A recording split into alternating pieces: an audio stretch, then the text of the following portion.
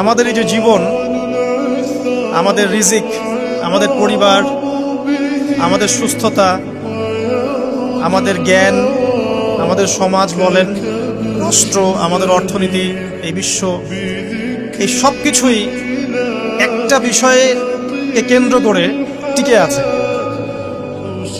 শুধুমাত্র একটা বিষয়ের সাথে এই পুরো মহাবিশ্ব সম্পর্কিত। আমাদের জীবনের প্রতিটা বিষয় শুধুমাত্র এবং শুধুমাত্র আল্লাহ পাকের রহমতের উপর টিকে আছে। আল্লাহ পাকের রহমত আমাদের ব্যক্তি জীবন, পারিবারিক জীবন, আমাদের দেহ, আমাদের মন, আমাদের জ্ঞান, অর্থনীতি, ব্যবসা বাণিজ্য, আমাদের রাষ্ট্র, সব কিছুর মধ্যে শুধুমাত্র আল্লাহ পাকের রহমত দিয়ে ভর্তি। এখানে আল্লাহ পাকের রহমতের এত বিশাল সমুদ্র, যেটা উপলব্ধি করার ক্ষমতা আমাদের নাই।